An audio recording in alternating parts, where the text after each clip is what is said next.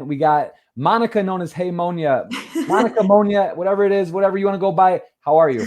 Hello everyone. I'm fine. I'm actually having a great day because I finished moving to the new apartment, so I'm super excited. And this is like a cherry on the top of the cake. This podcast, so it's a very GTO day, I must say. I love it. Well, tell us a little bit. Where are you? What is? Where are you moving from? Are you moving cities or just No, location? no, I'm just changing apartments. I live currently in Vienna, which is Austria. I am in Europe. I come from Poland originally, and I've just changed the apartment. I'm exploring the different part of the city. I'm still in the center, but it's just like on a different district. It's just like the other side of the center. So yeah, it's pretty cool. I like it in here. I love it. And so what is? Give us a little bit of background. I mean, a lot of people on Twitch are going to know who you are. They're going to have seen your stream, but for some that might not know, I don't need the whole life story, but give me a little background, where you're from, where you grew up, and what got you into poker. All right, so let's start from scratch. So my name is Monica, like we've already established. I come from Poland. I have master degree in pharmacy, which is pretty crazy, as many people think. I play poker professionally for just a couple of years. I am not one of those people who started 10 years ago. I am still pretty fresh in this environment, and yeah, I'm just trying. I don't know. I'm nervous a little bit, and I got lost. So I said that I'm from Poland. I said that I have a educational background in pharmacy, and I'm a poker player. I'm streaming on Twitch, and I am also the partypoker team pro. And it's been a crazy way to actually get there because I've never won any WSOP bracelet. I've never won any like a huge tournament, live tournament, which is probably the pattern that all of the pros are having.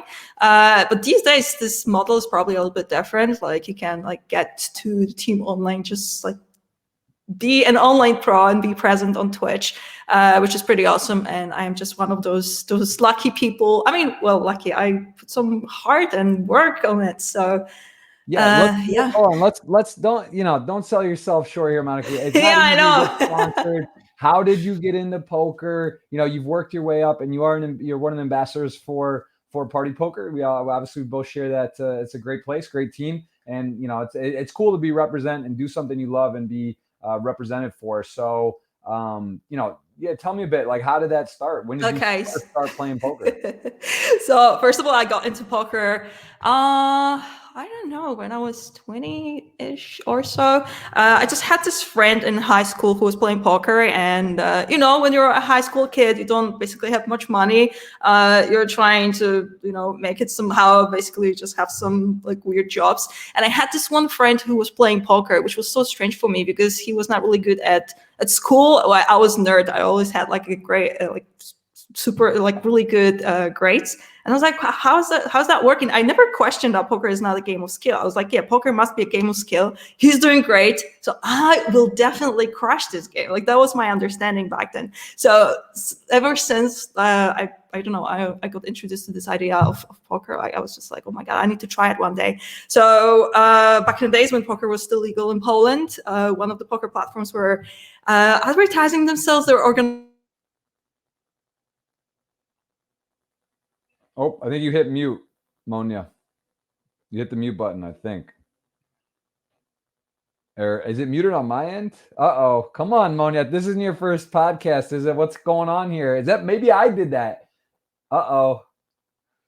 We're live, guys. We can't restart this. This happens. It looks like it's hers. It could have been me.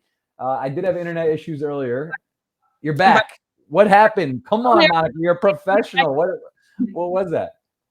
It's strange. I don't know, I probably pulled the cable from my headphones and then it happened, but I don't know how is that connected to the button on my screen.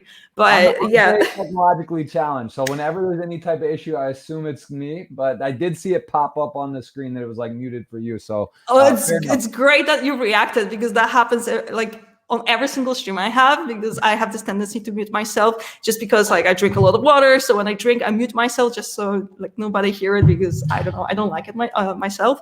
And then I forget to turn it on. So it happens all the time. I want to hear about your poker story, but I want to know first before I forget. Speaking of water, doing your muting, like if you have any embarrassing Twitch moments, like anything kind of like you forgot you were live and said something, or you just like whatever. Who knows? Something silly that like, is there anything that happened to you that you're kind of like, Oh my God, I set my apartment on fire. I'm not sure if you're while familiar you with were this on story. Twitch? Yes, I said like I had like a window on my right, and I put some candles on it. I wanted to create some nice atmosphere, candles, evening, la la la. I mean, I love candles. I'm a girl, and once I got to the break, I had a hoodie on my chair. So when I stood up, I shifted the chair like straight to the flame. So like within 5 minutes, like the whole hoodie was just on fire. I was obviously not in the room. I was like, yeah, I got my 5 minutes of a break. I'm just gonna enjoy it. And my phone was ringing. Like everyone was trying to let me know, but I didn't care. I had my 5 minutes of the break. So when I came back to the room, like everything was on fire. And I even still have that video on my YouTube. Like, first of all, I wanted to delete everything because I was just so embarrassed. But then I was like, yeah, it was just an accident, like nothing to be embarrassed or ashamed of. So yeah, that's probably the worst story I have. And it happened when I was live. So wow, that's pretty. Beat that. That's pretty epic. When was that? How deep into Oh, the I was back in the days. I was streaming in Polish, so that was a Polish stream. So that was like years ago, probably like 4 years ago, I think. Wow. I know. That's pretty crazy. That is. I think nobody can beat this. It's crazy. Yeah, if I was home alone. Did you notice it, or did Twitch like someone say in the chat you're on fire? And they were trying to call me because some of my friends were watching, and they were trying to call me, but I didn't react because I was having my break. I was like, I'm not touching my phone when I have a break. And then it's just I just came back to the room after 5 minutes. If I was home alone, like the apartment would be on fire, but luckily I was not. So we managed to put the fire down. But it's a crazy story. That is pretty crazy. Wow, that was more exciting than I thought, and I'm glad everyone's okay. So tell me again how you got you were getting into poker. Was it just right place, right time? You said a friend, you saw someone was crushing this. Was that yes. No, that was in the high school because I had this friend who created an account on his mom. So we were teenagers basically, and he had a lot of money. And back in the days, I was I was a nerd. I had like great grades, and he was not really good at maths at school. So I was like, how is that possible? So if he's doing this good at poker, like I'll be doing even better. Like that was my understanding. And like from that moment, I just wanted to try to play. So I was looking for the opportunity. And during the summer, like one of the poker rooms were having some, I don't know, promotion. They were inviting tourists to play live sit and go because they had like normal tables on the beach. So I was like, oh, great. This is a chance. This is my chance. They have cards. They have chips. They will like tell me, introduce me to the rules. And yeah, this is where it began. I made some friends like during that summer because I was coming back every single day to play that sit and go on the beach. So that was my beginning. But then then the summer was over and I needed to go back to school. I decided I wanted to be a scientist all of my life. Mm-hmm. And this is what I was pursuing for like a couple of years. And poker was my hobby for a very long time. That's true. But then when I graduated, I don't know, I decided to take a gap year after graduation. And this gap year just never ended. Like I really thought it's just a year of poker career. And how did your parents feel about this and friends? Like when you said, okay, I'm playing poker as a hobby, whatever. But then when you like the gap year didn't go back right away. Did you have a conversation? Did you kind of just like segue into it, or did you say, hey, parents, mom, dad, I'm going to try to be a professional poker player? How did that go down? They were actually really proud. I mean, they really wanted me to graduate because during that university time, I was like already traveling to Czech Republic, to Rozvadov, to all those like places, and they were really like, crossing their fingers for me to graduate. So once I did it, they were like, just come. And after I graduated, I got a sponsorship from BetSafe that like they don't even have a poker in their offer anymore. So I got the sponsorship. So for me, it was just a great chance. And it was like another sign from the heaven that, oh my God, this is what I was supposed to be doing.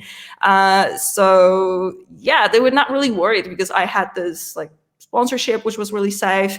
So they were like kind of happy. My mom still thinks that I will like do something. I actually personally don't know. Maybe one day I'll just come back to the pharmaceutical world. Maybe not. We'll see. But at this very moment, I feel support from them, and it's pretty cool. It's pretty cool. I'd never had like a huge fight with them about poker. So yeah. That's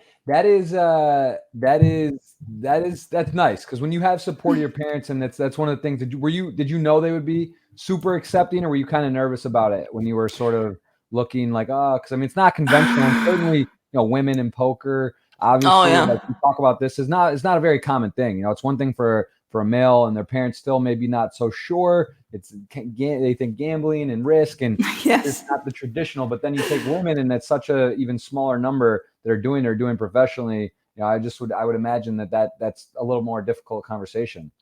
Oh, it's true. At the beginning, it was actually a struggle at the beginning because I was young, and obviously my parents were imagining that I am joining some games in the basement where everyone's smoking cigarettes and drinking whiskey. This is how they picture it. And the thing that really helped me was to show them the pictures, because I was joining some festival in Rosvadov, and I just showed them pictures of people who are actually participating in those poker tournaments. So this is where they actually come down. And I also had some friends who would travel with me to Rosvadov and all the other places. And I simply introduced those friends to my parents, like, hey, those are my friends. This is with whom I'm traveling. This is with whom I'm spending my time. And my friends were pretty awesome. They were like, don't worry, Miss Zhukovic, we will take care of Monica. And they were really taking care of me. And like, I was pretty safe. So I never had this moment that I don't know, was lying or something. No, I was just pretty open. Like, this is what it is. Like, it's not what TV is trying to sell us this story about like dark casinos and guns on a table. So right. Yeah. And was were you nervous though yourself? Like when you started traveling a bit for poker, I mean, the excitement and the feeling, and was this like, you know, it's kind of crazy, right? Like you're going to Vegas, you're going to different places in the world, and you're traveling around, and now you get sponsored. Like, was it for you a bit overwhelming ever, or were you just, like you said, you had good friends, good group, and you just kind of surrounded by people that made it really comfortable? To be honest, the beginnings were absolutely overwhelming because I was really shy. I used to be super shy, and I had this fear to perform, to speak in public. That was my huge issue. And this is how I actually got into this social media poker world, because I didn't even like care about Facebook. I was like so shy.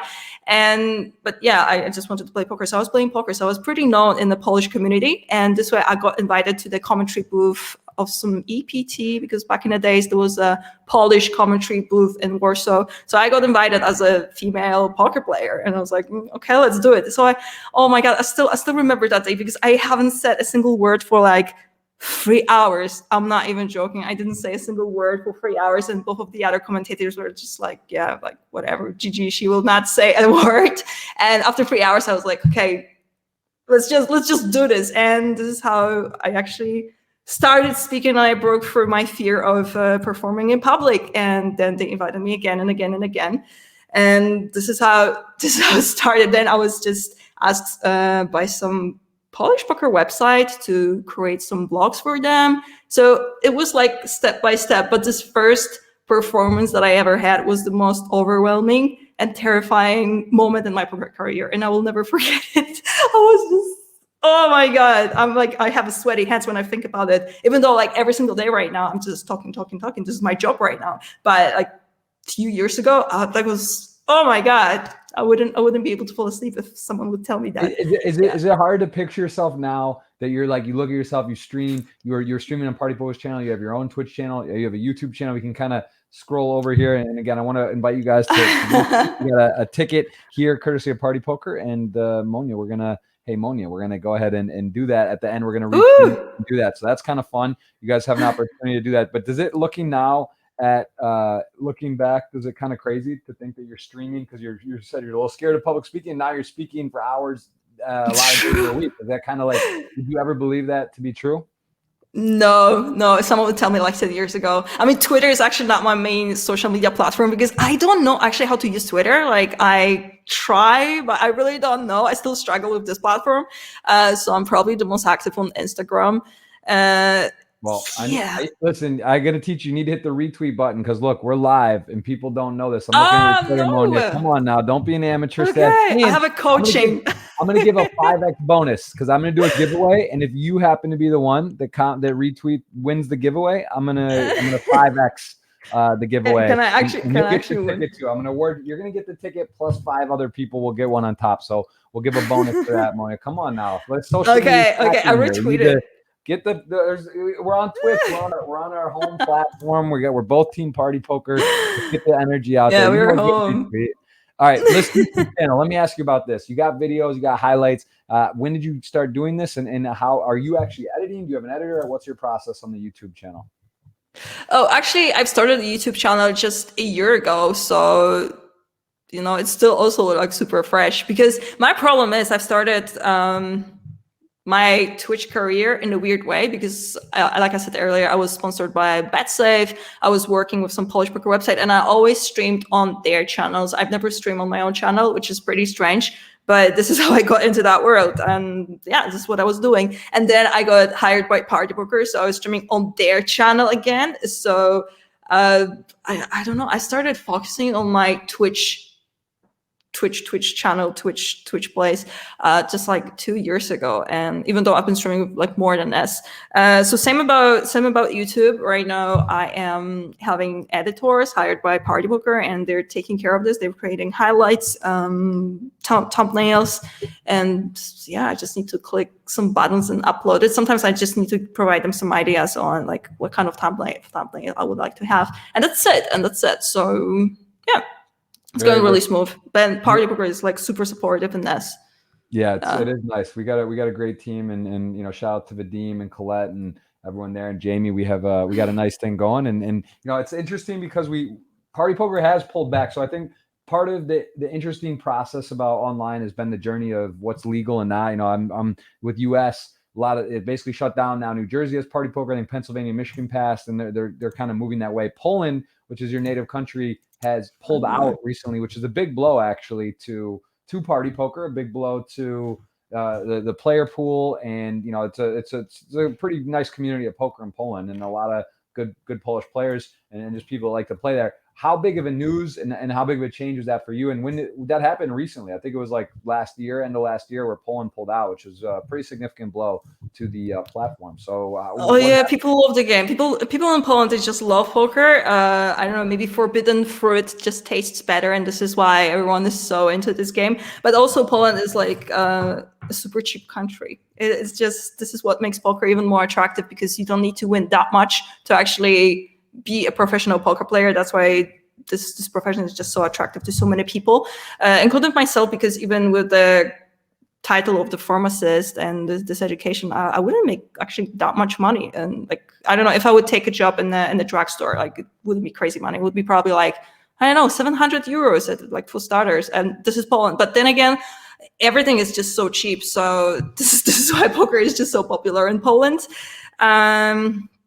And for me, well, I already lived in Austria, so it wasn't such a huge punch for me because I was already secured. I don't have a Polish account. I didn't want to feel like I'm a criminal. That was my biggest issue, because I've been doing that publicly, and I know that, I don't know, not everyone might like me. Maybe there are some haters, maybe there are some people who don't wish me anything good, and I just wanted to feel safe. I didn't want to feel like I'm doing what I love, and at the same time I feel like I'm a criminal. That's why I've been living in the different countries, and I've been moving around. So once partypoker.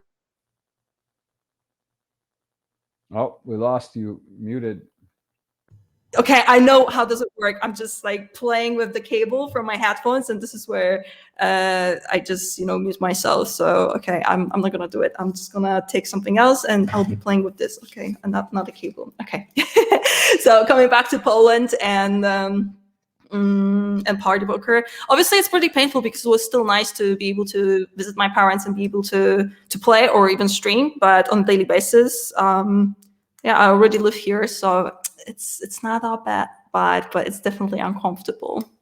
And is that something you believe that's going to get regulated again? Like, is that something that is it the tax issue, and they're like working on it? Do you have any idea on the legislation, or is it just kind of like they just closed off, not sure when it might come back? Oh, the political scene in Poland is just terrifying, and I got tilted when I'm even thinking about like Polish politics. So I don't really believe it'll be regulated. I used to believe that maybe one day someone will try, or maybe I'm gonna be this person who will be an activist, and I'll just try to change it. But I'm like following the political scene of Poland right now, and I'm just terrified. It's just so corrupted, and I don't believe it'll turnaround, which is such a shame. I'm just so sad when I'm thinking about that. So I am pretty pessimistic on that. There were already people who were trying, some organizations, they were speaking with politics, and they just didn't listen. It's just such a pity because that was in 2009. They were trying to regulate slots machine because at some point they were like, slots machine on every single corner of the street. So politics were like, yeah, slots machine, poker, that's the same. So they just put everything to the one box and just forbid everything. Like no one was actually like running an investigation. What are they doing? No, they're just like, yeah, whatever. It's just poker, slots machine, man. And no, I don't believe anyone will ever spend extra time to actually regulate that. So what is give me a little bit of info about Poland. I actually only really have one person I know from there. I've heard a bit, but I don't think it's one of those countries that gets a ton of, I mean, Warsaw is a big city. Is there some other, give me like the equivalent to some other areas you've been to in the world, and what is it like to come to Poland? If you would recommend someone to come to Poland, what should they do? Where do they go? Like what's nice to do there? And what time of year? To compare it to some other country. I come from the northern part of Poland, which is pretty modern. Like the city that I lived in was actually 80 years old and was just like super modern, which was kind of the contrast because, well, Poland was under communism for like years, and that left like a huge sign. Like you can even tell that we were going through some communism.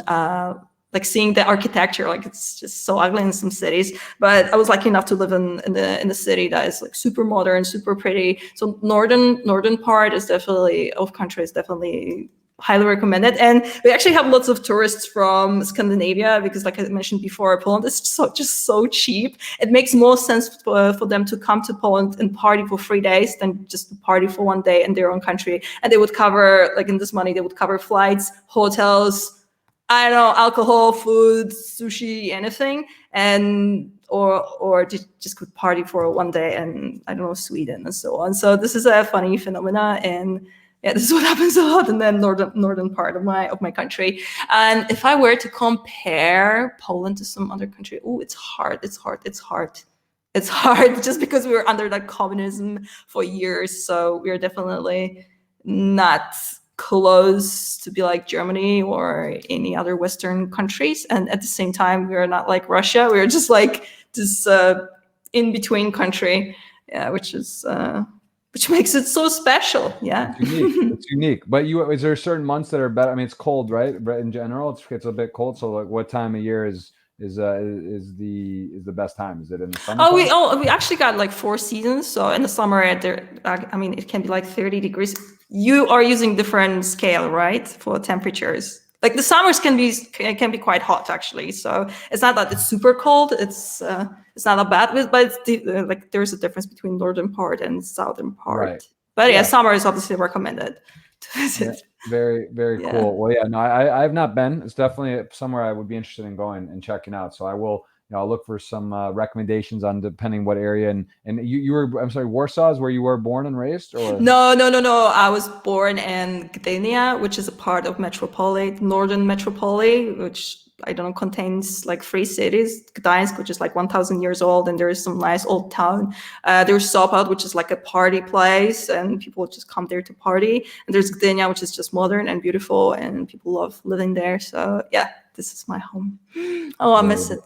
Very nice. And what made you want to be a scientist? You were pharmaceutical sciences, and it sounds pretty intense. Very, it's not a category you hear too much, or at least people that I know that have done. And it seems very intensive, very, very serious, very, studious. Or would you consider yourself very studious and like but were you really in, you did well in school and what, I guess my real question is, what made you want to do that specifically? Because it doesn't really seem like you hear people in poker, philosophy or things. You don't really hear a lot of like scientists, or it's not one that really meshes. So what's the deal with that? Give me so I was always a nerd. I was always like a really good student. And when I was 16 years old, I was already participating in some contests, some Olympics, like for nerds. And I was already cooperating with some university in my hometown. And because I was like, really trying hard and I was smart, they actually sent me to Portugal. So for me, it was wow, like I went to some other country for free because I was smart, because I was like trying to do something extra. And for me, this idea was just like so fantastic. I was like, okay, so it's enough to be smart, and then I'll be just traveling for free around the world. And I really fell in love with this idea because I don't know, the examples that of like, I don't know, adult people that I've only knew was that they're just working from 9 to 5 and that's it. So I was like, okay, so if I will be a pharmacist, I will have this 9 to 5 job, but on top of that, I'll travel for free to different countries, and I don't know, maybe I'll be paid money for this. So I really like this idea, and I think I always wanted to have some different life than just this 9 to 5.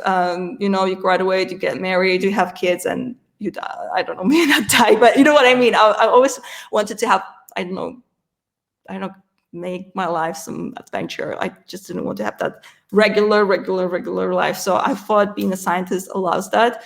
So I was continuing that journey for quite a long. Then I was working with some other university, and well, I was just seeing more and more examples of that, and all those scientists were just like traveling, and they were sponsored by, I was loving this. And yeah, for some time I was even thinking that maybe I will become a dentist because I couldn't even qualify it, but I was like, no, but this way I'll just, have that regular job. I don't want that. My goal was probably to just have slightly different life. And then I got introduced to poker, and I was like, oh my God, this is kind of the same. I love that. And so, that's so, awesome. yeah. I wouldn't see that that correlation, but I guess for your point, you wanted to travel, you wanted to do something that was not, sitting in one spot and being generic. So Yeah. it does kind of tick the boxes. I see we got a lot of live viewers here. We got a lot of people probably familiar with it already, but I got to ask because I don't want to lead people on. So if there's guys here that are holding on to the hope of, we got to ask, are you single, in a relationship? Should people, that's what they're here for, give them a chance to leave now if you're not. Like, I just want to, I like to do a straight and narrow podcast. Ooh, Yeah, make the podcast a bit spicy. I don't want to lead people on, Monica. I keep calling you HeyMonia. Your name's HeyMonia. Monica is fine. Are you on the table currently? No, I have a boyfriend. At the moment, I have a boyfriend. He's also a poker player. He's a cash game player. Okay. And he plays Zone 500 for years, and he's a top reg. So yeah, it's actually really cool. Yeah, I actually thought that I will never have a secret. Is it a secret name, or do you talk about that on your stream? He actually asked me to not reveal his nickname or name, because he wants to like stay private. Like, he doesn't have any social medias, and he just wants to have a peace, because this is what he's like playing for, that freedom, and not like feel any pressure from like some social media or some stalkers. Nice. Listen, we're on the opposite end of that. I like that. Either you're all out or all in. You don't want to be caught in no man's land and just kind of like do a little bit and be like, in a warp. So yeah, good for him. Good for you. I hope the viewership doesn't just go away, but I had to clear it up. I already see a couple ticking off here, so that's okay. But listen, we want the people here what they're here for. So if it was that cleared up. So I mean, I think the healthy approach in that is just to like make sure that the relationship is not a secret, but it's smart to keep it private. And I think this pattern works the best, because I already have some crazy stalkers, and that made me being less active on my social media. I'm not even kidding. So ever since I experienced that I don't know, weird interaction with some weird people on the internet, it makes me like just be more private, even more private. And then I met my boyfriend, and it's just kind of like, oh no, this is probably not good. Like, I'm a Twitch streamer, I'm supposed to be more active. I need to think about it. I need to. No, listen, that's great. Listen, you answered the question, and that's cool. I think privacy it's something these days that we take for granted, and just kind of, you're so used to streaming or doing stuff, and we're pretty open. It's good to keep some things private. I love when people they want to know how much is their salary, what's your social, what's your address, location is, like, everyone wants to just know like where you are and stuff, and just in general. And I guess it's like, it's one of those things with you got to have some secrets, some privacy. We got a question here about me and you. Is there a chance that we play a battle challenge? So I think there is. I mean, there's Team Party Poker is doing a lot of heads up stuff. I am not currently in the location that I'm able to play. So I'm safe for the moment. I don't have to go, in any heads up battles at the moment, but I will be, I believe, taking part with Jamie, Matt, yourself, and anyone else on Team Party who wants a piece. So I'm ready, and that should be fun. But I'm in. Yeah. Tomorrow I have a challenge with Jamie, and the loser. Originally, the loser was supposed to wear a T-shirt with a winner's face, which I think is pretty funny. But it's pandemic, so I believe printing T-shirt will be a challenge itself. So we will stick to some banners on stream. But I think it's more fun than just like, I don't know, playing for money or some subs. Yeah. Have you ever had any good prop bets, any wagers, like anything where you had to, from monetarily, or a bet where you couldn't do something or had to give up something? Have you ever, did you take the craziest challenge I've ever had happened, like that was probably like 3 years ago. So I was already an ambassador of BetSafe, and I was also like an ambassador of the Cash Game Festival. There was like a festival that was taking place every 2 months in different cities in Europe. So I lost a prop bet with the founder of that Cash Game Festival, and as a loser, I had to drive a super old car. And when I said super old, it's even older than you think. Basically, I couldn't open the window, and that was the middle of the summer. So I had to drive this car from Bulgaria. I'm not sure if you're familiar with the European map, but I had to drive with that car from Bulgaria. I believe there are some pictures on my Instagram, but we will have to scroll. So from Bulgaria to Portugal to buy chicken piri and deliver it to Estonia. So wait a second, I probably have a graphic of that crazy journey, but I didn't finish that challenge because the car got broken in Andorra, which was like halfway through my challenge. I managed to like get to Portugal and buy that chicken, and then I don't know, the car was GG once I left Spain. So that was the craziest one. It took me like 2 weeks to like go for it, but on the halfway through, like there was EPT Barcelona, so I decided to take a break there and just play a bit poker. So it was pretty fun, but it was crazy. Yeah, that was the craziest forfeit I've ever done, and I was alone, which was that was the hardest part because I was a young girl. I was driving a car, the old car that could break any moment. And it was so hot, and there was no AC in the car, and I couldn't open the windows. It was disaster. Yeah. Dude, that is pretty crazy.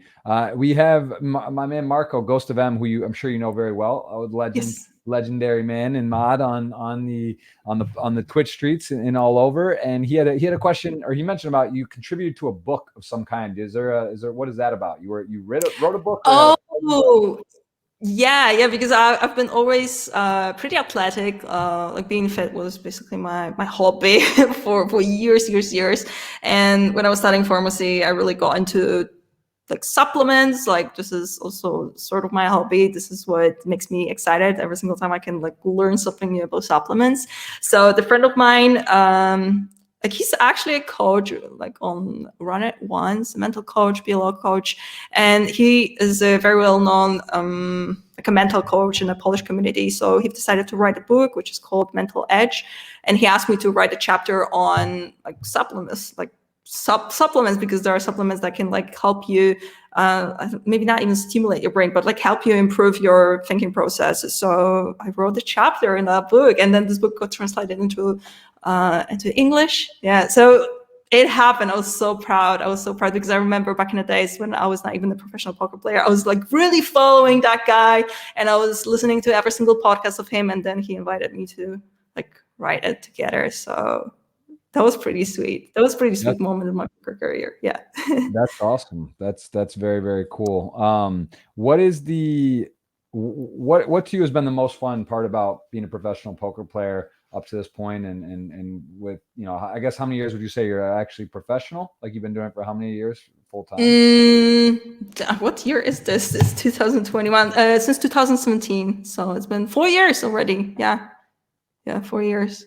And so I'm a newbie actually, and I am. I feel it. And sometimes I have this anger that maybe I've wasted my time studying, because all those golden years when everyone was printing money is gone. Right now it's harder. You need to study PIO. You need to, get in the lab, and those sweet days when you could just see bet and win, print, like they're gone. So sometimes I'm kind of mad at myself that maybe but no, I'm like learning to not think this way. What was the question? I don't Well, remember. what's been the most enjoyable part about being a professional poker player? Memorable, enjoyable. What do you like the most about what you do? Traveling, definitely traveling. That was the thing that I really wanted to implement in my life, and I did it pretty intensively. And at the same time, it didn't let me focus on streaming. So I was super happy about having this opportunity to travel, to be, this kind of freelancer, to have just a suitcase and just travel with that piece of luggage, and that was all I had. That was pretty exciting. But at some point, it just got sort of tiring because it's hard to have like a solid pattern, work out, eat healthy, because you eat in restaurants. Sometimes you're at the airports all the time.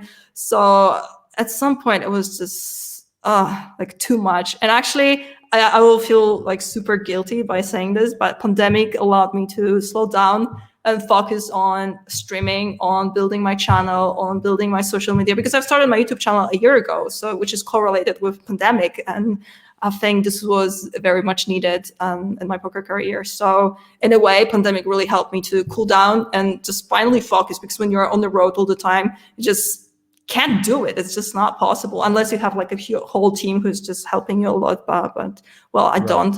So yeah, at the same time, like traveling is so sweet, and this is my favorite part. But at the same time, it doesn't allow you to like do that fundamental work. Yeah, for sure. And I got actually a quick question in the chat from my man Cassio asking, do you play chess? Just yes or no? And do you like chess, or is that a game? No, I'm familiar with rules, but I don't play chess. I don't have time. I would love to. Yeah, Yes. me too. I feel like it's one of those rabbit holes. I saw the Queen's Gambit. I like that show, and I see chess is getting pretty popular, at least on Twitch. Yeah. And sort of getting there. But yeah, for me, it's just another thing. It's trying to get good at poker, right? There's so much work in poker. Exactly. At some point, you gotta pick and choose. And I would like to get good at PLO first, and then maybe chess. But I don't have time to study PLO, so like, how would I have a time to play chess? So exactly. At some point, you got to make cuts or get more time in the day. Has that book been published yet? And I just got a question. Oh yeah, years ago. So it's already there. I'm not really sure whether it's available still or not. But yeah. Very cool. Yeah, it's a PLO trophy. I don't know if you see it, but you can barely. It's tiny. You can barely catch it. That was a Run It Up Reno. Did you ever get to Run It Up Reno? Have you been there? No, never. That is a lot of fun. That's a cool one with a lot of Twitch community, and hopefully that starts back up here. After the pandemic. I know that been down, but that's a fun one. I would highly recommend if you're in the okay, it's on the list from now on. Yeah. A good one. I've got a question. Sebastian asking, why do you think from Puerto Rico, why do you think poker is more popular in Europe than in Latin America? And I don't know if that's necessarily true. What do you think on that in terms of the popularity of poker in Europe? Do you think it's true? I don't know. I'm not sure if it is. Brazil's wild about poker. I don't know. I mean, I don't think that's necessarily true, but what do you think about, I guess, give me a little bit of a feel on the current European, Poland pulls out online, kind of a blow, some other countries and regulations and such. Like, how do you feel poker is in Europe right now, or at least around from what you're seeing and feeling in terms of popularity now a few years ago? So I have a fear a little bit, especially because of the Brexit, because UK was always always the country. It was just the best in terms of like poker taxes, and there was just like a haven poker players. And right now the Brexit happens, so it's not an option anymore. So if Austria got regulated and they've decided to ban poker here, I don't know what am I gonna do. There's still Croatia, Malta, but like, I don't know, there's less and less options actually, because Spain got their own players pool. It's just getting tricky. So I'm kind of panicking. I hope nothing will happen in Austria. This is such a great country. I'm so impressed by Austrian's culture, and it's just so beautiful. So I hope nothing bad will happen over here. But in terms of popularity, I don't really know whether it's more popular here or in Latin America. Yeah, I don't know. It's hard to say too. It's hard to know. I think it's in general. I think it's in general, I'd say poker's doing well, and it's a little hard to say about the pandemic and how it's going to shift. But I really believe that tournaments are just not going anywhere. People love them; they're fun. You can now the knockouts and the different formats. It's been good. What do you think about the real names on Party Poker, and also the sort of limiting late reg and no HUDs. Did you used to play with the heads up display like Poker Track or any of those, or have you just always? Oh yeah. I mean, it has a huge impact on cash games because I've been playing cash games for a while already, and I think in terms of HUD, it is a pity that it's just not possible to use it on party poker. When it comes to tournaments, I don't know, I think I'm fine with not having a HUD. Like, I think it's like doable to like fire the session and like play comfortably. But for the cash games, it is such a pity that it doesn't function anymore. I think it would attract more players from other clients to party poker, because party poker offers such a crazy rakeback, which is not available anywhere else. And this is such a pity, because I believe if HUD was working, I think those players would just transfer to party poker 100%.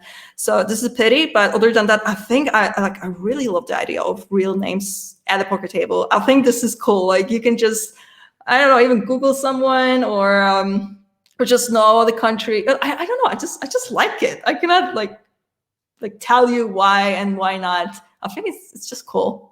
Yeah. Yeah, it is. I agree. And tell me a bit about your martial arts background. You're a master of judo. Is this correct? No, I'm not a master. No. I've been practicing judo for lots of years, since I was in the prime school, and then I quit when I was 18 years old because the trainer I got was just like, I don't know. You probably have this like teenager time when you're like kind of a rebel. So I was like, yeah, I've been practicing judo for so many years. It's time for a change. I mean, and I didn't like any strong reason to actually leave judo, but it was a sport that I was practicing for years.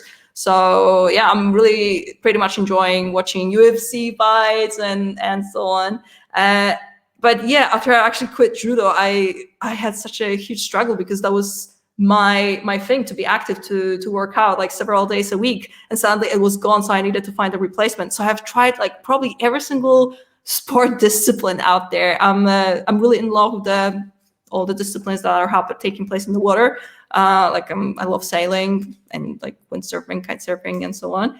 But yeah, judo was a thing. Yeah, but I don't know if I would like recommend my kids to practice judo. I don't know.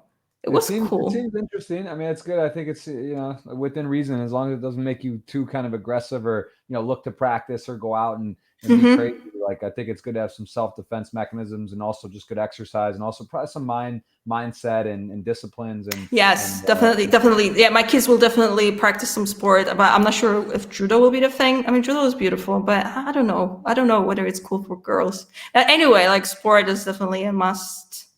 Yeah, like, speaking of kids, what's going on here? We got any? No, it's not. What's going on? I'm still young. No, I'm not thinking about that yet. Like, I'm blooming my Twitch channel. I don't know. I mean, no, it's not happening anytime soon. Don't worry. Catch a leak or some kind of news, or No. Nice try. To be fair with the Twitch, like, it is, you want to travel and grow your channel. I got a 2-year-old. I can tell you in terms of it takes, there's only so much time. You said you're trying to learn PLO, let alone chess. Throw a kid in the mix, and you'll have a little bit of a awakening on freedom and time, and it's all good. It's the best thing ever. It's just different. So really, is it possible? Because I really have this picture. I really have this vision that once you got kid, it's GG. Like, you cannot travel, you cannot do anything. Like, this is my vision, because I don't know. Yeah, I mean, it's not fully true. I mean, obviously, I think being a mother would be it's different as well, right? Because like during different periods and time before and after, like, it is a different experience than being a dad in terms of availability, right? Like, you just, it's not even like if you want to or not or can. You just, you're going to be more not doing that for at least a period of time. So again, enjoy. Sounds like you got a good thing. You're having fun. You're in your prime, and you're running around and you're enjoying. And you've been focusing on your stream with the pandemic. So, and how I guess I want to ask you too, with the pandemic, how has it been for you? You said you're more focused, which makes a lot of sense, and focus on your stream, focus in one place and getting more done. But how has it been in your area? Are restaurants closed? Are you hanging out? Are friends going out? Like, what's it been like this past year for you? So obviously it has its up and downs. The beginning of pandemic for me was brilliant, and I was feeling so guilty because all my friends were really stressing like maybe they will lose their jobs, maybe like nobody knew what will be happening, and like poker kind of like bloomed again, and I had a really good time in terms of my winnings, and my channel was growing and growing. So the beginning of pandemic for me was just great. I've started to struggle like this winter because traveling is just so painful right now. All the flights from Vienna to Poland, maybe not to Poland, but to my hometown are canceled. Normally, it took me like less than 1 hour to actually go back to go to my parents. And right now, this flight is canceled. So if I would like to visit them, I need to take a train that goes for 11 hours. So this is so annoying. So I hope, I don't know, some magic will happen, because right now I don't know, once I like went through that excitement of growing, getting more, winning more, like right now I just like kind of miss my parents, miss my friends, and the struggle begin right now. But yeah, like I said at the beginning, pandemic actually allowed me to focus on what I should be focused, because traveling like didn't actually allow me to, study properly. And also when you play live poker, like how many hands will you actually play during an hour? Like not many, probably 20. And right now I can play like hundreds of hands within an hour, and that like definitely improves me because I'm marking the hands. I'm really going through them. So like, yeah, you can still study when you play live poker, but I feel like getting that proper sample of your hands is actually the thing. And I'm really grateful for that, because I know in life I would be still trying to travel, trying to win some satellites, and go from one festival to another, and I would be still in this chaotic state, thinking that, oh yeah, this is awesome, I'm having a great life, which is so unpredictable. But I'm really enjoying like being in one spot, like having my routine and seeing the progress. So, it's interesting you said too, because I can relate. Almost the only thing similar for myself was Black Friday. So when this happened, April 15, 2011, and I was playing, is that kind of a reverse, because I was playing just for the most part online poker, and then I was like, wow, like now I can't just play from where I was living in the U.S. I got to go get set up outside the country. Am I going to move? Am I going to not? Am I going to go back forth? But then I was like kind of in a bad routine. I wasn't really working out. I was not eating well. I was drinking a lot. It was kind of at this period of time in my life where I was just like out of college, and I had no school, no soccer, no responsibility, and I was playing and whatever. But I didn't really realize that the kind of habits when I was doing, and also I wasn't traveling. So like the reverse, like I wanted to travel, I wanted to play WPTs and go around and play the stops and see stuff. And so all of a sudden, like this got me to do that. I got back in shape and kind of well-rounded in terms of what balance in life. So it's funny how it's sort of the exact opposite, and in a similar sort of significant event. It's interesting because it's a total opposite. Maybe it's all about breaking that routine, or just shifting. I really don't know. I think about now, it's another lesson, not about what happens, how you react to what happens. Because like my immediate thought was, wow, this is so bad, and this is like, what am I going to do? And maybe the same for you when you're like, oh, like I was going to go to this place or going to hit this stop, and I had all these trips planned.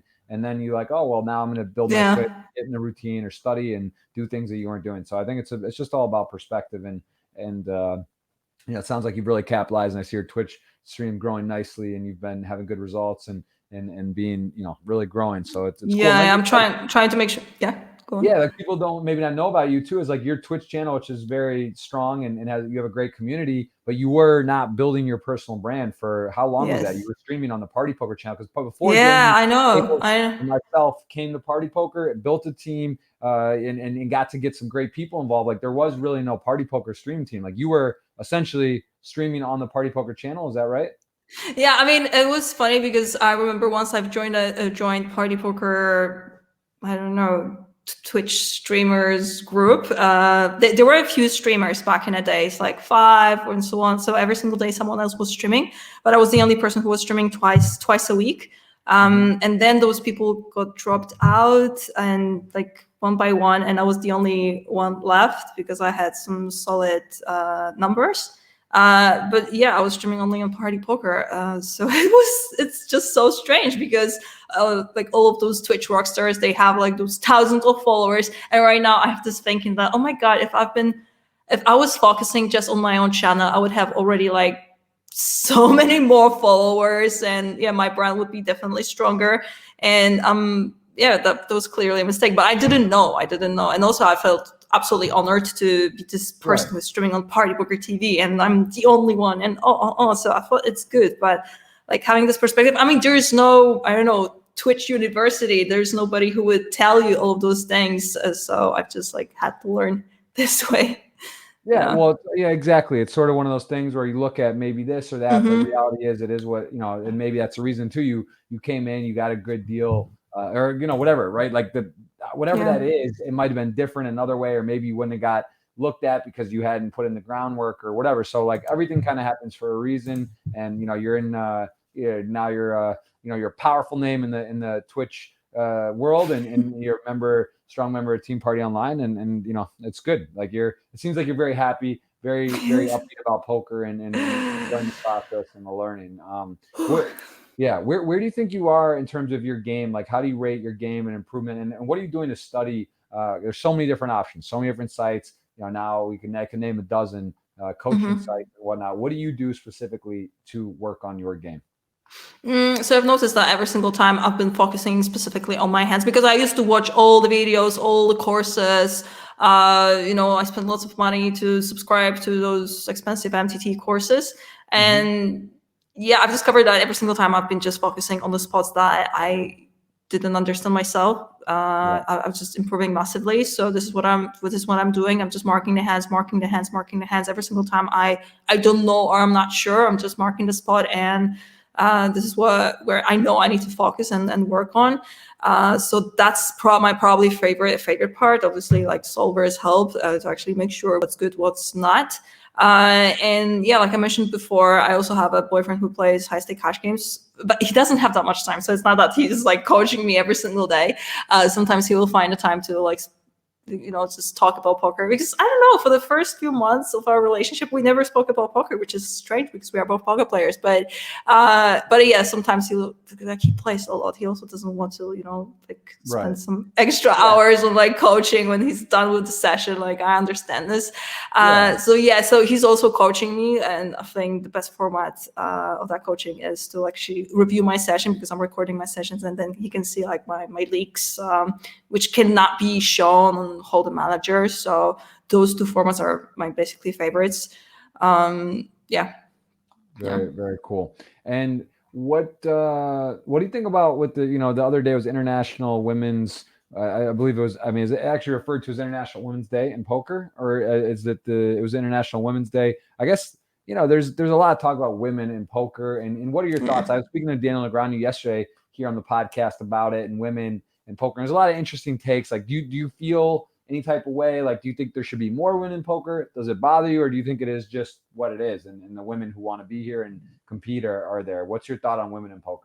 They'll be asked this a lot, but I gotta do it, and I gotta know, because I respect. I want to hear it's cool. From one of the ambassadors of it's cool, because I probably should say that, we should have more ladies in the game, but I am sort of a lonely wolf, and I never had like a crowd of girlfriends that I would be shopping together, partying together, drinking wine together. So I just don't really care, and I never understood why there is such a stress on this. I mean, I understand from the men perspective that it's just nice to have some ladies in the game, but I've never understood it. Like, there are some Facebook poker ladies communities I go at it on, and I don't know, I don't feel myself there. I'm just this kind of person, and at the same time I feel like this is this trait of character you need to have to like understand that you just need to spend some alone hours, you just need to study alone, you just need to face some downswings and upswings alone.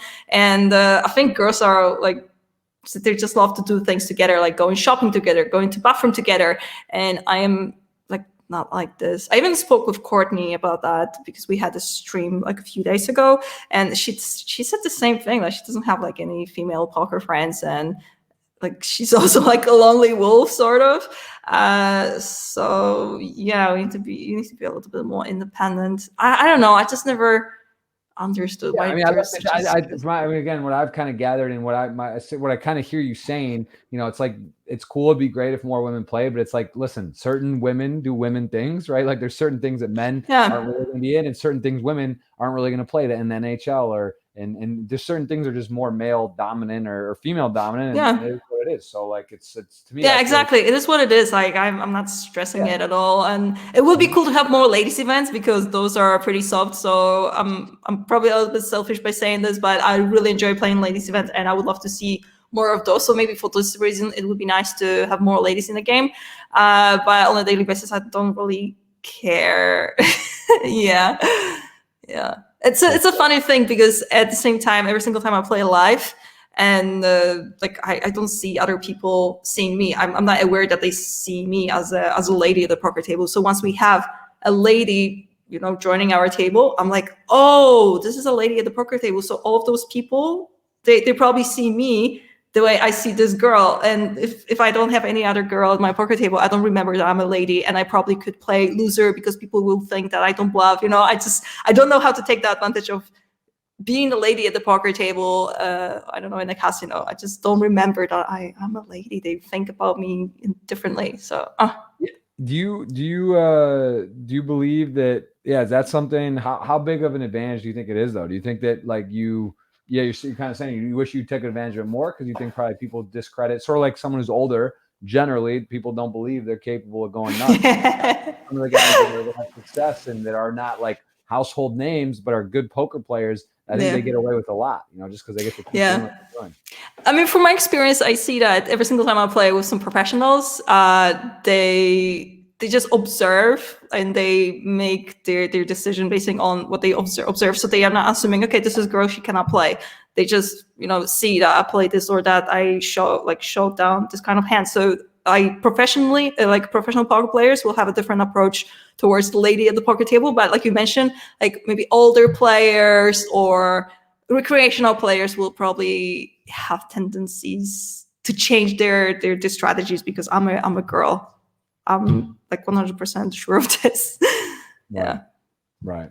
And can you talk a little bit? You have a home game on Party Poker. How has that gone, and when is that? If people do want to play with you. Oh, I have a home game on Tuesday, and it's a strange hour because it's a 1 p.m. Central European time. So it's just like a middle of the day, which is, I need to change it. But I've been saying this for like months that, oh my God, I need to change this hour because it doesn't make sense. It's like not afternoon, not morning. It's just like in between, which is weird. But yeah, I remember I used to have home games at the evening when I was streaming in the evening. And I had like a lot of players. And yeah, right now, because of that weird hour, it's so different. Tuesdays, 1 p.m. Central European time. Yes. If people want to come in and play in your game. That's very cool. Yeah, I have one as well. I moved mine to PLO, speaking of PLO recently. Excited. Oh. Kind of fun for a home game. So that might be an idea. Maybe you could mix it up. Time. Oh no, but I can't play PLO. That would be embarrassing. But maybe that would be fun. It's a bounty on you. Yeah, that's the whole have been good. So I think I think one of the things with being a woman, it depends too if you're recognized or not. And how do you feel you are in terms of like live? Obviously, you have you're streaming on Party Poker. You have a pro next to your name. People kind of know you're streaming on Twitch in general. But what about live? Like, what do you feel like people know who you are when you're playing? Is that something you notice, or do you think that you're still, because you don't play a ton of live poker, you've played some, but you're still relatively new, in your career. And, is that something, do you feel like people recognize you? They come up to you to ask for autographs, pictures when you're at Yeah, it happens as well. It obviously depends. Like I used to live in Malta, so Malta is obviously a small country, so more people would recognize me. But it was not last year, the WSOP just before pandemic, I had a situation in Las Vegas. I played, some game, and I was acting like, I don't know how to play. I'm a recreational player. I'm a lady. I don't know. And then there was a gentleman next to me who was like, I know who you are. Stop lying. So I had a situation like this in Las Vegas, and I'm definitely not like super well known in States. So that was the moment I was like, oh no, people know me. What's going on? My superpower is gone. That's awesome. Awesome. There's nothing wrong with telling a little bluff and being there. It's part of the game. That if you don't ability and level, and shame on them if they don't follow your stream or haven't seen a YouTube video and know who you are. What is some poker goals for you moving forward? Is it Twitch? Do you have numbers in terms of stream size or live winning some type of major? What is sort of like what motivates you in poker? So when it comes to Twitch, I feel like all the followings and all the grow. It's just a side effect, and this is how I like to perceive it. I've noticed that every single time I stream, I get like 100 new follows. So the more I stream, the more follows I get. So I can even calculate that, like in which point I will get, I don't know, another 1,000 followers, because it's just like every single time I stream, I just get 100 followers. So this is pretty sweet to predict. I'm still pretty confused with all the other social media platforms. Recently, I had sort of the coaching on Instagram, because I don't know, like I don't have time to actually like show hard for Instagram. So I had this conversation with some wizard. And apparently I can even set the goals there, but it's more complex. Like, I don't know. But let's go back to poker, because this is probably easier than Instagram magic. So, like I mentioned before, I'm playing cash games right now, and this is what I love. I really love cash games.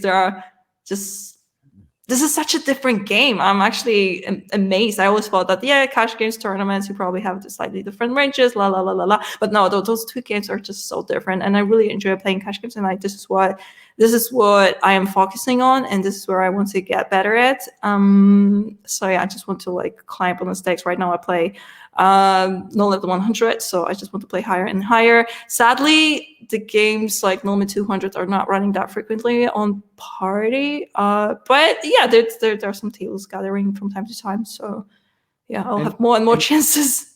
And what type of so when people come on your stream, what are they expecting to see? What's the mixture of tournaments and cash?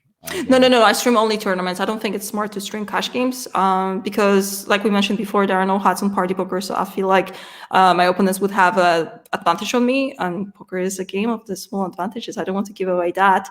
Right. So I don't really think it's smart to share this kind of knowledge. They would know my ranges. There's no HUD. If there was HUD, maybe that would be different, because they would know anyway, like what am I opening, what am I doing. But this way, that would be just a help for my for the other regs, because there are plenty of regs. So I don't want that. So I don't stream cash games. Also, I feel like I need to be extra focused, and cash games are definitely more tiring, because you play hand after hand after hand. And when you play tournaments, it's just like you play a hand and you wait. This is where you can talk. This is where you can, and like enjoy your, like, I don't know, have some banter with the audience. And with the cash games is another thing. So I'm basically streaming tournaments. Yeah, makes perfect sense. We have got a $55 ticket courtesy of Monica and Party Poker myself. We're going to do that at the end, guys. Still giving you an opportunity. $55 Gladiator ticket. If you want to retweet, tag a friend, and go ahead and ask a question. We'll try to get to as many as we can. I have covered a lot, and I've also seen a lot of good questions in here that I was curious about myself. So I'm going to kind of double dip, and let's dive in over here. We just kind of covered this one. We got Mark M talking about the stigma with female players. We did kind of talk about that and where that's at. And let's go to the next question there. So Mark, we did cover that, and I hope you're watching live and got to hear that. We have Craig Leonard, who's actually been a giveaway specialist. He's really been some giveaways. He's active. I appreciate all the questions. What variation of poker would you like to play more, or just stick with Hold'em? I feel like I would love to play PLO. I would love to. It seems to be so much fun. I mean, I've tried like last year to have learned a bit and improved in that regard, but then I just got absolutely engrossed with streaming, so I gave up on improving my PLO game. But definitely PLO. It seems to be just I don't know, more exciting. Yeah, it's definitely on the list. Yeah. For sure. And you play any other mixed games or PLO? No, not really. I mean, I happen to play PLO a few times in my life, so I know the rules, but obviously I'm talking about like improving the strategy and understanding of the game. But other than that, no. Maybe sometimes like with friends, we have some game nights and we happen to just play some weird poker with our own rules, which is so much fun. Very, very cool. What do you think about poker players before you were a poker player? Did you have any thought or any idea before? Was it like you saw it on TV and you're like, oh, that's cool, or that's mysterious? Did you have any stigmas about poker? Yeah, definitely. Before I became a professional poker player, and I was just, seeing professionals on the TV screen, I thought that they're all, I don't know, meditating. They all have lots of money. They're all doing GTO things. And then I just got into the community, and I don't know. I've been partying with them. I've been talking with them. I've been having dinners with them. And I know this is not what we think it is. Like lots, obviously, like there are like ABC things that everyone is saying on the interviews, like, yeah, we are meditating, yeah, I am doing this or that. But in practice, like it's not always this. It's not always this. So I definitely changed my opinion on some poker players. Also, like I've discovered that like all the results people might be having on Hold'em Manager is just like such a light. I've met so many people who are like millionaires on Hand-Em-Up, and in practice they have nothing, or they're being staked or backed, and it was like mind blowing for me. So I definitely discovered lots of things that I would never thought might be true. So that was a thing. Yeah. At some point of my life, I thought I will never have a boyfriend who plays poker because I also have this opinion at some point that poker players are just like not people that I would like to be in a relationship with. But yeah, every single person is different, so I shouldn't just categorize people. Definitely not. For sure. And we got a question about languages here from Canobano asking, how many languages do you speak? At the very moment, I speak like English and Polish. Those are my two languages. I'm learning German. I understand German a lot, but I have the fear to speak German just because they have a weird pronunciation of the R letter. So like if someone is talking to me, I understand it perfectly, but if I need to say something back, I'm like, so I actually signed up to the language academy, which is all about speaking. There are no books, there are no notebooks. Like I don't need to write down anything. We'll be just like talking. And this is actually how I've learned English myself, the same method. So I'm really hopeful about German. Yeah. Very nice. And we got Lucas says he wouldn't miss this for anything. I always see it on Twitch. Monica, how would you cheer on a poker player when he's downswinging? What advice would you give to someone? I just called him out in the chat. I don't see him live. Oh, maybe he is here. Lucas Leonard. But anyway, tell me this question, who I believe he is actually watching live. So I mean, it comes a lot. I'm actually surprised to see that like everyone is going through the hard times. It doesn't really matter whether you are like super successful or not. I am trying to work on my mental. I've already discovered that you will never feel rich. So at any stage of your career, you will feel disappointed or hurt, or you'll be going through the hard times. And this money psychology is like absolutely fascinating for me. And I feel like maybe at some point I will just go into like get more deeply into psychology. Like I mentioned before, like it doesn't really matter how much money you have, you will never feel rich, and there will be always someone who has more money or less, but you will always like compare yourself to those people who have more. And how would I cheer up on people who are going for the downswing? I don't know. Like right now, every single time I have a downswing, this is what motivates me to spend more time in the lab. And every single time I have a downswing, I just get better. And then I just come back with the double powers. So I don't mind it, but you need to go through some of them to actually understand this mechanic. And as long as you know how to react towards this, you will be fine. And other than that, I would definitely recommend like reading books about stoicism. There are so many YouTube channels there's knowledge for free on YouTube. You can just watch it when you're driving car, or not watch it, but listen to some podcasts about stoicism. Like there's so much knowledge on the internet for free, and it's just a matter of investigating. Absolutely. I couldn't agree more. A lot of question about the dynamic of being a female player, which we've covered as well. But you know, in terms of male, and like you said about what you maybe can get away with a little more, and sometimes you forget, like you said, you like forget that you're different in how you're perceived, because that's so important. And you know, obviously the observant kind of pro players know you're capable, whether they know you personally or not. They're observing and they realize, they see your showdowns. But you know, in general, maybe you just like you mentioned, are perceived differently, so you should go for it a little more. So I think we did cover that. Good question though. Someone's like, where were you born? We covered that as well. Where would you like to live in the future? Where is your dream? You talked about you want to have kids. Your kids are going to play. You want to have a family one day. Where do you want to settle down? I don't really know. I love Poland, and for many years I thought I will never live in Poland because this is the worst place to be. I don't know why I had those thoughts. And once I moved to Malta, I understand that Poland is the best place in the world. And so like ever since I actually left Poland, I am dreaming about leaving there. But I feel like I will settle down.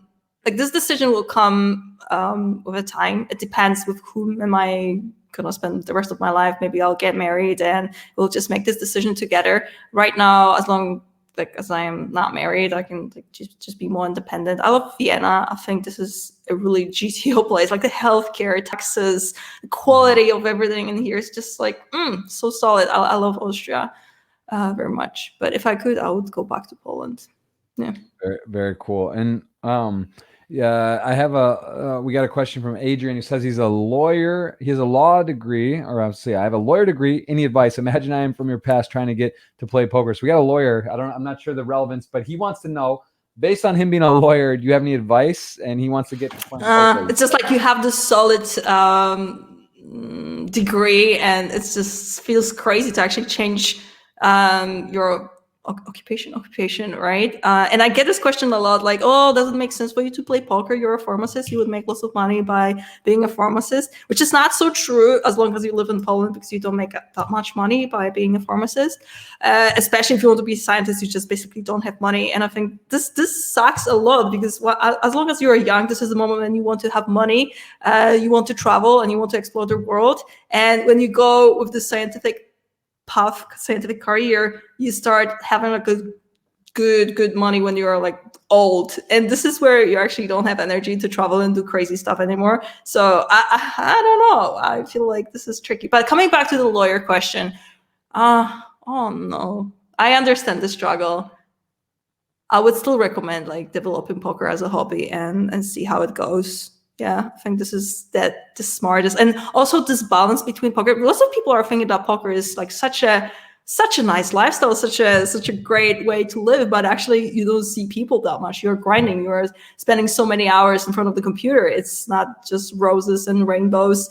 So I feel like having this balance with the regular work and this poker world, which is like a hobby and a break from all the lawyer stuff, I think this is the best thing. Yeah. I got Any77 in the chat. He's a spin grinder. Do you play any spins? Do you play any spins? No, not really. No. That's a unique skill set as well. There's some math and stuff behind it. But those are fun. We got Agulak asking, how do your broadcasts influence your play? So people see your cards. You mentioned cash games. It'd be very hard to do that and show your cards and how it is. But how do you feel? Like, do you ever kind of think, oh, do you level yourself, or this guy knows that I'm doing this, or how I'm playing? Mm-hmm. How do you balance with streaming on Twitch and knowing that your opponents are seeing what you're doing? Well, I can decide which table I am showing at the moment, so this is what helps. Like, sometimes I don't want to show something, especially sometimes I have this moment when I know I am streaming and people can see my decisions, and like I would like to fold something, like I'm like, I know it's a fold, but then again I know people are watching, so I probably need to call because the call is a GTO answer, and I end up calling, and then I'm just mad at myself because I knew it's a fold. Like, it doesn't really matter what GTO says, like we just want to play versus our specific opponents. So I still sometimes struggle with this, which I really don't like. So I might sometimes not show my the table when I have a huge decision to make, because I know that maybe some people would like be, I don't know, writing some comments in the chat that would just like push me out of. I can relate completely with that. I really do. I know how that feels, and like I've actually done it before. Like I've checked back a full house on a board, like where a guy, there was like a straight flush, and whatever, like stuff like that, just weird spots where you kind of know that it's definitely not the GTO play. I can really relate. So that's sort of tricky sometimes, especially when you don't get to see it. It's one thing when you know it's going to go to showdown. It's another when you just like are folding or something, and it's it can look kind of funny. But that's an interesting point. What's the biggest obstacle you've ever come to get where you are today in your poker career? This is from Rodrigo. The biggest obstacle. The biggest obstacle. Oh no, I actually don't know which one is the biggest. The big one is definitely living in a different country, like far away from, like I love my family, and this is like pretty challenging to not be around them. At the same time, every single time I'm far away from them, I can just focus on my work, because if I'm around, I always say yes. If they want to go do something together, I just cannot refuse. So no, but is that really the biggest struggle? Probably not. What's the biggest one? I think I was winning a lot at the beginning of my poker career, and I thought it will be always this way. So I had the moment when I didn't really study because money were coming so easy to me. And I went for like a super hard dancing at some point, and that was a huge obstacle because I couldn't understand what is going on. I was like, "What's going on? Like, I'm not winning, but I'm HeyMonia, I'm winning. What is going on?" So that was pretty brutal, I remember. But well, I recovered, so Yeah, it's it's part of it, right? It's part of the process. You yeah. got to have some obstacles. You gotta have some downswings and deal with that. Just part of the game. Well, now the same question we just asked this actually. We got my man Augustin Lacourte who was in the chat. Just asked that. We just talked about that, about broadcasting influencer play. Definitely something you got to consider when a streamer streaming on Twitch and showing your cards. What do you think of the U.S. players in general? Soft action, tough action, on par with the rest of the world. What do you think? Where's USA stand? They're definitely different. I was surprised to discover that like you guys have your own popular poker players. Like I don't know, for example, I don't know, I would play in Las Vegas with someone that I have no clue about, and then it turns out that he's some well-known poker player. He's being interviewed by Poker News, and I'm like who is he? I don't know. So the poker scene is definitely different. But in general, I'm not really sure whether I played enough to actually have like a super strong opinion. And I would like to say that, oh, they play, I don't know, softer or stronger. Like people are just different. Like just because I happen to have some easier players to the table doesn't mean that like everybody is like that. So I wouldn't like to categorize people. Right. Yeah, no, it's probably better. That way. We got Jockus Poker just giving you a compliment, no question. Just says you are a beautiful girl with blush face. Yay! Giving some compliments out there. We talked about this. Look at this. We've gone ahead. I should have scanned some of the questions. We could have left it, but Escafa asked about family and support with poker, which they seem very supportive. Yeah. So that's good. I got a Spanish question. I'm sorry, I don't know that. Do you think players who live in colder countries like Northern Europe, for example, are much more dedicated to studying and playing more hours because they do not have many options for outside leisure compared to players from tropical countries? Interesting. I don't know. I really don't know because I have some friends who live in Scandinavia, and actually it's hard to be a professional poker player there because everything is so expensive. So as much as it makes sense to be a poker player in Poland or I don't know, Ukraine and so on, because you just don't need to make that much and still you have a quality life because everything is so cheap. I think it's the opposite in Scandinavia, although they have their own poker platforms. So they have own player pool. Like I have a friend who plays cash games on some Swedish poker platform, and he's printing because nobody cares about money. So this is also cool because there are so many rich people who just want to just have some fun and gamble. So it's probably complex, but is that true? Like there are some like great poker players who come from some hot countries. Right. For sure. No, I think, maybe it's kind of one of those questions, a little hard for you to maybe just to have a simple exactly. All right. This question I like from Ben Grandmont asking, hey, Monica, what is the most rewarding part of being at Party Poker Online Pro? What's the best thing about it? What is the best part? That was always my dream to be a poker pro. And it's true. And I remember once I got I got this official contract and I got this patch at the online poker table and I actually made my dreams come true. I was like, oh my God, what now? I don't know what now. Have you ever been in that spot that you accomplish your goal and now you just don't know because what am I gonna, it's kind of the same feeling. It's gonna sound funny, but when you finish a TV show, you're like, oh my God, it's over. What am I gonna do right now? Yeah. So I came to that point and I really don't know. And I need to like regroup and like think once again, what now, like what kind of other step I can make. So that's probably an awesome part because I'm just like aiming higher and this is pretty awesome. Yeah. And the funny thing is I didn't go like extra confident because of that. Like I'm really struggling with confidence.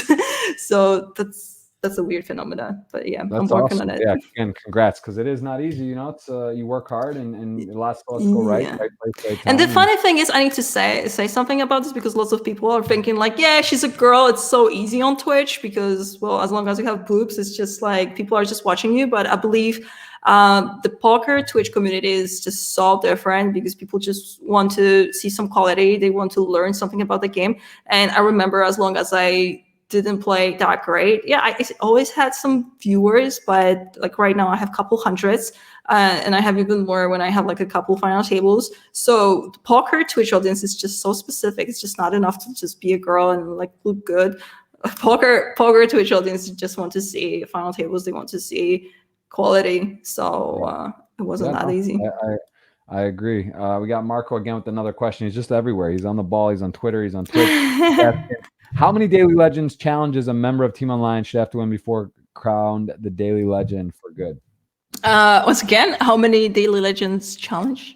Yeah, should a member of Team Online have to win before they're crowned the overall Daily Legend for good? Good question. I don't know. Like, how many challenges can we actually have? Like, we have like 5 Team Pro Online right now, but there are some other people invited to challenges.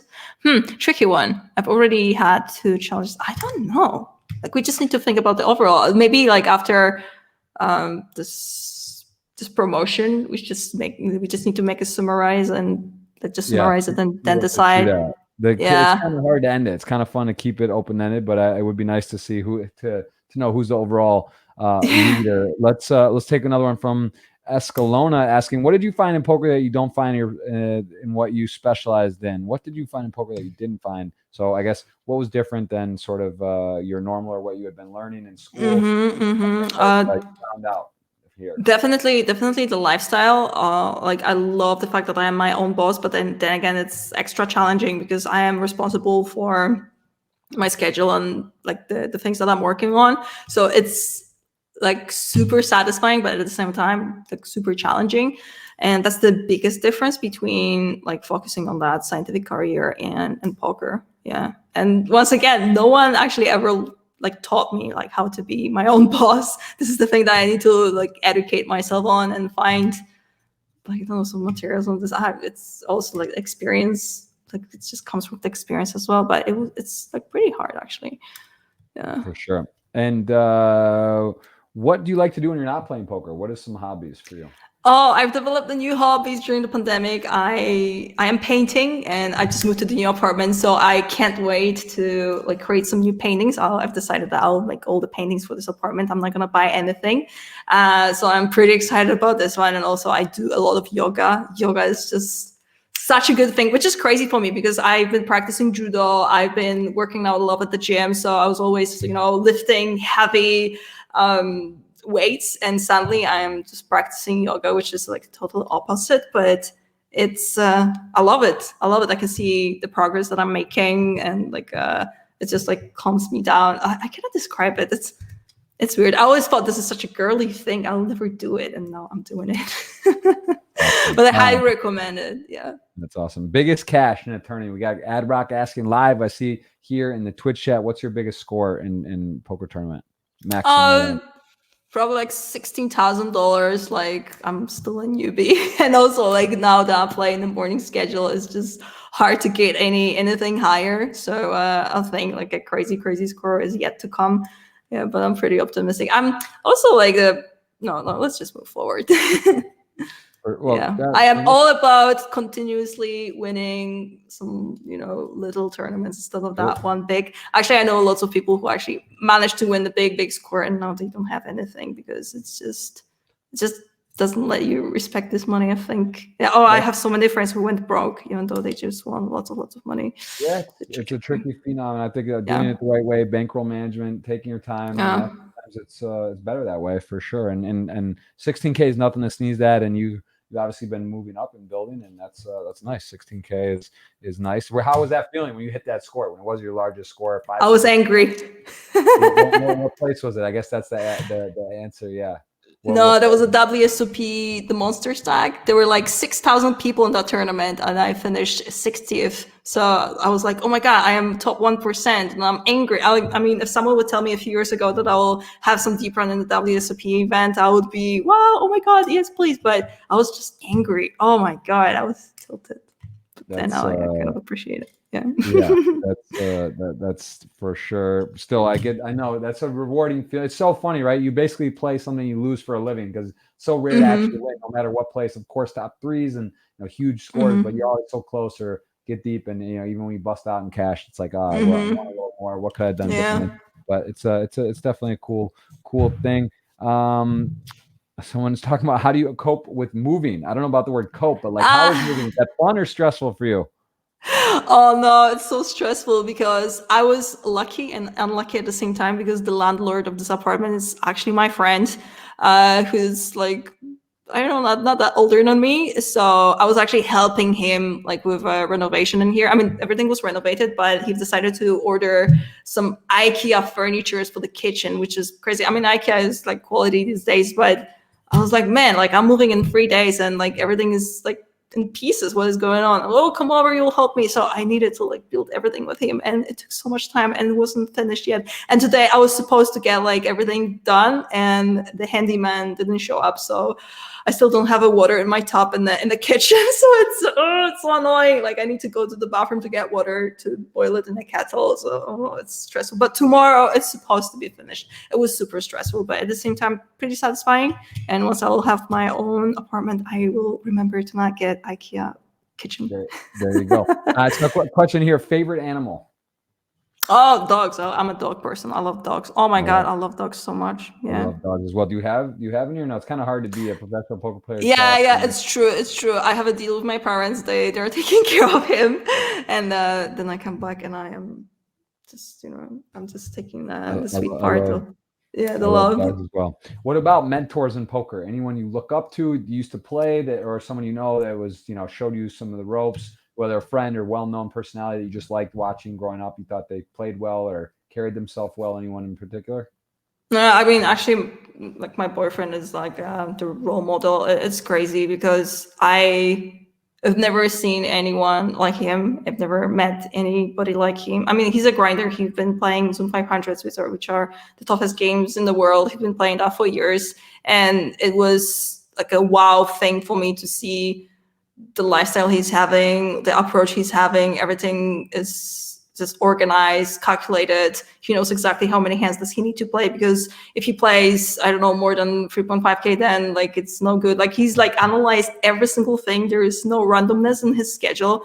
And I've never seen anything like that. I've met lots of poker players, lots of professional poker players, millionaires, like rock stars, and nobody actually like showed me this. Also, I know like some other, like, I don't know, Zoom 500 grinders, and they're smoking weed, they're drinking, they're like, doing random stuff. And I was like pretty much impressed to see like him, like his approach towards the game. I like, that was actually a wow thing for me. Awesome. Yeah. So you're dating your role model. Yeah, I know. There you go. Who is the best Polish player? You or Dmitry Abramovich? I say you. We got Jamie asking. Is Dimitri's not? Is he? He's not Polish, is he? Isn't he from? Is he from Poland? Uh-oh. Did we freeze? Did we lose Monia? Are we live? Is it my internet, Monia? Did we? Hello. Game, you broke the internet.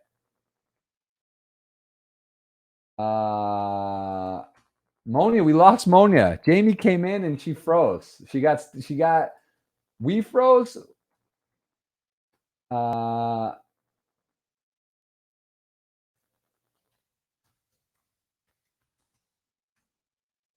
Wow, Jamie came in. Look at that smile. She got overwhelmed, got excited, and we just lost Monia. Might have to add her back. And yeah, guys, it's been a pretty fantastic podcast. We had Daniel Negreanu yesterday. We got HeyMonia from Team Online today. And we've got my man Peter Jennings, CSU Ram 88, the absolute daily fantasy crusher on Friday. Jamie, how are you? Good to see you. Monia, she checked out. She got a little excited. Honestly, the funny part is we were pretty much done. You can see there's a lot of questions. You guys can still be eligible for the giveaway. We may add her back in if we can get her. But in the meantime, I'm going to queue up the giveaway. Oh, here she is. Okay, I'm back. Monica, what's going on here? We lost you. What was that? We had Jamie came in and you froze. It was beautiful. It was really a moment. We had a man come in and you got overwhelmed. I get it. I hope this is the only part when I get unlucky around Jamie, because we will have a challenge tomorrow. So maybe tomorrow I'll have a better luck. Yeah, he was doing a bit of scoping, just seeing if you were studying or if you were, what you were doing. He's ready for that. It's gonna be a big one. We covered a lot. We were getting ready to wind down anyway. I'll take about 2 more questions, and then we're gonna go ahead and queue up this giveaway. Again, I'm gonna go ahead and load it here in a second, which you guys have a chance at $55 party poker ticket. Jamie's ready. He's ready for that. Let's take 2 more questions, and let's see. What about sports? You mentioned you're active in sports. Tell me what you do. What sports do you like to play and take part in? So sport was so it was my thing for years, and I cannot imagine not doing any sports. These days, because of the pandemic, I'm allowed to run because all the gyms are closed. It's just there are not many options, but I've been running and I've been doing yoga a lot, and this is what I'm focusing on right now. Yeah, recently I've discovered a frisbee golf. Have you ever played that? Yes, I have. I played a little bit. I saw some highlights on Instagram from ESPN. I don't know if you saw it, something like 500-meter yard, hole, like the ones, and crazy shots. Just absolutely, it looks like a crazy, really fun deal, and get outdoors and have a good time. So I've done it maybe twice, very, very, just a little bit in high school. So 20 years ago, but it's been a while. It looks fun. So that's there. Is that popular where you are? It's pretty popular in Vienna. There's a golf yard over here in the main park, and I've seen for the first time in my life the professional frisbee players, which look like a bowling guys. They have bags and the t-shirts, and I was impressed to see the techniques and how far it can fly. Yeah, right. So that's the US thing. Pretty freaking cool. I'm gonna take a bonus question and then do one more. Someone asked if you'll marry them. Billy Bones, he's in the chat. Billy BKR. She said she has a boyfriend, so it's gonna be a tough to get through, but I'll let her answer. She's here. I'm not married. I'm not, but I have a boyfriend. Well, he wasn't asking if you're married. He's asking if you would marry him. Oh no, we don't go that far. All right, that's okay. That's a no. Hey, listen, it doesn't hurt to shoot. Asking about your education in pharmacy, given the realities of the day, is this more relevant? So I saw this question about pharmacy and being a scientist and going that route. Let's just take it a little further. Do you have any regrets, or do you have any wonders, or wow, I love poker, I love what I'm doing, but what if I was doing the other path that I was on? Oh, obviously, I have those questions all the time. It doesn't really make sense because I cannot go back, so it will not change anything. So I'm learning to just not go into this path of thinking, because I can always go back to this. It's just not like this path is closed and there's no way to go back. But sometimes I'm thinking how my life would be easier if I had this regular job and so on. But I quickly shake it up and I'm just, go back to my poker world, which I enjoy a lot. I might still go back to some pharmacy, scientific stuff, but for now I am happy where I am. Very, very cool. And last question before we do the giveaway. COVID-19 aside, what was or is your favorite venue to play a major live tournament? What's your best stop? The best one. Oh no. Oh, it depends. Oh no, I don't really know. I really loved I was loving all the stuff that were happening in Malta, because I just needed to take a walk because I was living in a city center. So that was the sweetest thing ever. You just live in the place where the festivals are happening. So those times were sweet. And I used to participate in something called Cash Game Festivals. It was not a huge venue, but I made so many friends back then. I believe this festival does not exist anymore, but that was my favorite thing. There were regulars who were coming to every single festival, and some locals. I had so much fun. Oh, yeah, those were the good times. And where's a place you haven't gone that you would like to go? Maybe you've heard about it, or just you want to go? I've never been to Thailand, and it seems to me that everybody been there, Thailand, Bali, this part of the planet. I've never been there, and this is on my list. I would love to go there and see. This is the part of the planet that I've never discovered. So. Oh, and Japan. I would love to visit Tokyo. Mm-hmm. That's also top of my list, those places. It's interesting. I was on the way to Tokyo with my wife a few years ago, and then we didn't realize that because she's Brazilian, needed special something, which, I'm not, it was pretty tilting, because we actually flew to London, got on a plane to board to Tokyo, and as we were connecting, they scanned and said no, and then we ended up going to Bath and hanging out in London for a week, which we've been to before. So that was kind of a heartbreaking to like be on the flight to go to Tokyo and then not go. So that was kind of tough, and I do want to go there. So those are very good choices, and I got to say I love your answers. You are dialed in. This has been an absolute pleasure. I have loaded up the retweet. We're going to download the tweets. Those that have retweeted, asked a question are eligible. We're going to give you a $55 party poker ticket, and you did retweet. So if somehow you are drawn as the winner, I'm going to give 5 extra $55 tickets just because that's what we like to do. There's still a chance. It's out of 70 retweets, so 1 in 6, 69 to 1 shot here on it. But let's do it. You tell me when to roll it, and we're going to roll it. Roll it.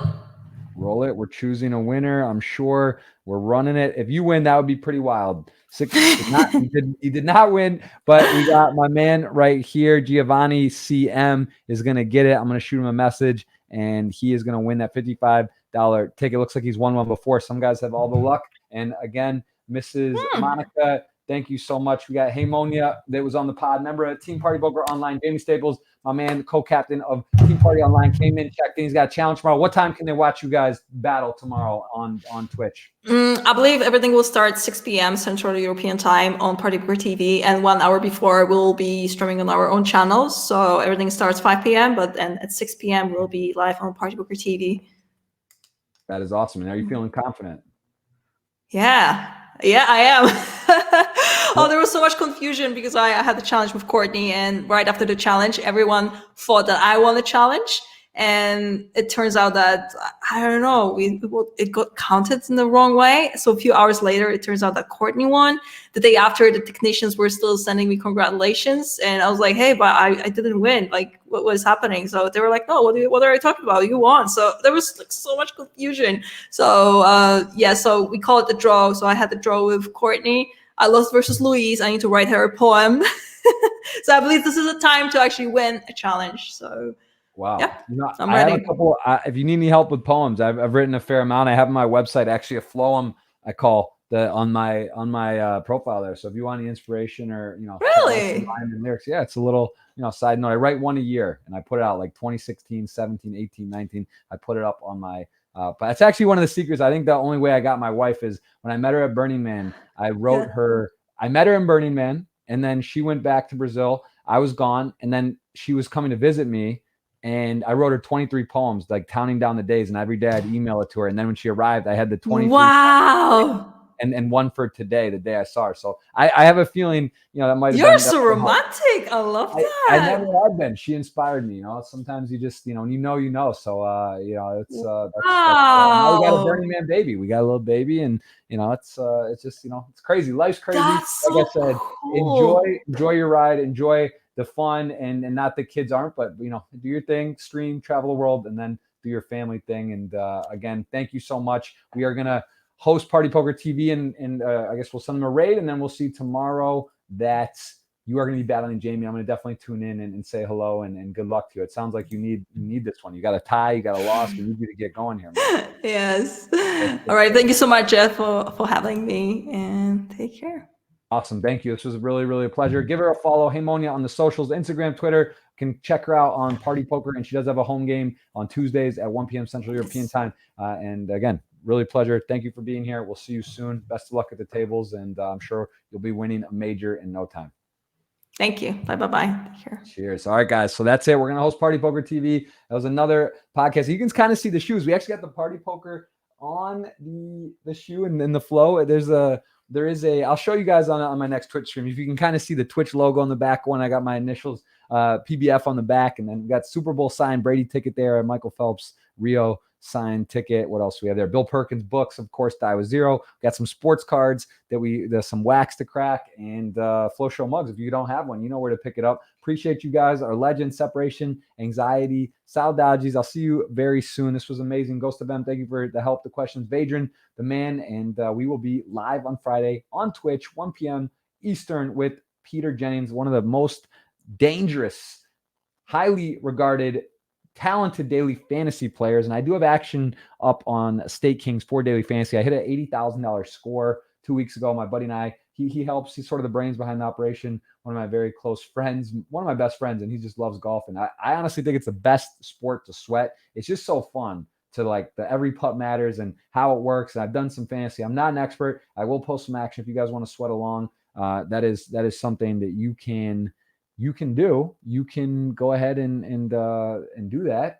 That is absolutely something you guys can do with me. But I'm not a professional. I'm doing it for fun. Although I have been profitable, maybe lucky, maybe not. Won a $555, $200 buy-in for 20K. I got second in a huge like 1,300 entry for 25K. Last second got beat. That was fun. And Stake Stars. That is a spot where you can get a piece. We got Phil Hellmuth and let me show you guys this real quick because this is a pretty ridiculous line. They got a generous line for Hellmuth and Negreanu. It's reversed on most sites, but here you can get plus 145 on Daniel, who's fresh off that battle heads up, and I think it's a great situation there. And if you're going to bet it and you want to bet Negreanu, you might as well get the reversed better odds. And pretty cool promo Stake Stars is doing that is affiliated with Stake Kings, and appreciate you guys. Thank you so much. I am going to raid Party Poker TV. I'll see you Friday. I think taking off tomorrow, but I may come on to a review session, and Friday will be on 1 p.m. live. I appreciate you guys really. I hate quitting you. It's just part of my problem. I just don't like to do it. I'm going to put Party Poker TV the rate, and I'll see you on Friday. 5 seconds, that is. 7 seconds. Thank you for watching. Appreciate you guys. Thanks, Jamie, for coming by. Say hi to Party Poker TV, and good luck in the challenge tomorrow, man. See you. Cheers, Aguilar. Thanks, everyone.